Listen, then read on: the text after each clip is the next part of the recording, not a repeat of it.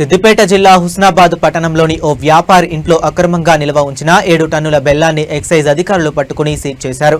జనగామ జిల్లాలో గుడుంబా తయారు చేస్తున్న వారిని అదుపులోకి తీసుకుని విచారించగా హుస్నాబాద్ పట్టణంలోని కవిత ట్రేడర్స్ కు చెందిన ఓ బెల్లం వ్యాపారి వద్ద నుంచి బెల్లం తీసుకువస్తున్నట్లు వారు సమాచారం ఇచ్చారని station Ghanpur excise CI Bhaskar Rao తెలిపారు. దీంతో హుస్నాబాద్ లో దాడులు నిర్వహించగా పట్టణంలోని నాగులమ్మ ఆలయం పక్కనే ఉన్న వ్యాపారి వెంకటేష్ ఇంట్లో అక్రమంగా నిల్వ ఉంచిన 7 టన్నుల బెల్లాన్ని స్వాధీనం చేసుకుని సీజ్ చేశామన్నారు. బెల్లాన్ని వ్యాన్ లో స్టేషన్ కు తరలించి కేసు నమోదు చేసి దర్యాప్తు కొనసాగిస్తున్నట్లు పేర్కొన్నారు.